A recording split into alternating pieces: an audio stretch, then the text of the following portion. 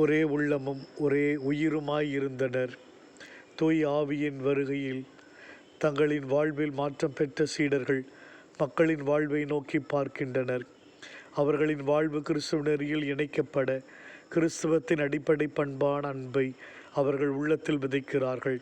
அன்பு என்பது நற்செயல்களில் எந்த நிலையில் வேண்டுமானாலும் செல்லும் என்ற நிலையில் மக்கள் மத்தியில் உருவாக்குகிறார்கள்.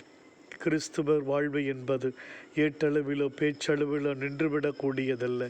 இது வாழ்க்கையை தொடக்கூடியது, அன்றாட வாழ்க்கையில் இணையக்கூடியது, கிறிஸ்துவை கொடுக்கும் சாட்சிகளாய் இருக்கச் செய்வது. கிறிஸ்துவை அடுத்தவரில் காணும் பொழுது, அவரோடு இணையும் பொழுது சுயநலம் மறைகிறது. நான் தான் எனக்கு என்கிற எண்ணம் மறைந்து பிறநலம் மலர்கின்றது.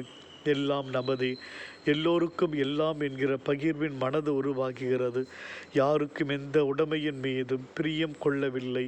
ஒரே உள்ளமும் ஒரே உயிருமாய் இருந்தார்கள். இருப்பதை தேவையில் இருக்கிற அனைவருமே பகிர்ந்து கொண்டார்கள். தங்கள் நலமே உன்னதம் என்ற நிலை மாறி பிறர் நலத்தில் இணைந்து வாழ்ந்தார்கள்.